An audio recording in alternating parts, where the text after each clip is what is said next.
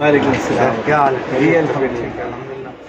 آپ بڑے عرصے کے بعد جامعہ میں تشریف لائے اور فضلاء کرام 2016 کے فارغ التحصیل طلباء الحمدللہ تشریف لائے، کافی تازہ۔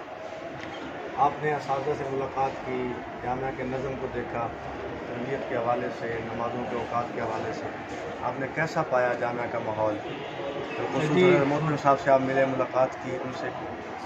وعلیکم السلام ورحمۃ اللہ۔ الحمدللہ جی، ہماری 2016 کی فراغت ہے اور ہمارے ساتھیوں نے آپس میں مشورہ کیا، واٹس ایپ گروپ کے ذریعے ہمارا آپس میں رابطہ تھا کہ اساتذہ کی جا کے ملاقات کریں اور اپنے مدرسے میں جا کے مدرسے میں بھی جائیں۔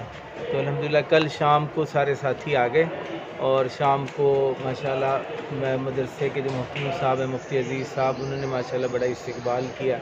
شام کو عشائیہ انہوں نے دیا، کھانا کھایا اور اس کے بعد پھر اساتذہ سے ملاقات ہوئی، مفتی عبداللہ صاحب سے ملاقات ہوئی، ایسے ہی مولانا محبوب صاحب سے ملاقات ہوئی، مولانا کرم ناظم صاحب سے ملاقات ہوئی، مولانا کرم ثانی صاحب سے، اور پھر صبح فجر کی نماز کے بعد سارے ساتھی اساتذہ نے بہت اچھی نصیحتیں کی، دین کی خدمت میں لگے جو ساتھی تھے، اور ان کی بہت اچھا لگا، پرانی یادیں تازہ ہوئیں۔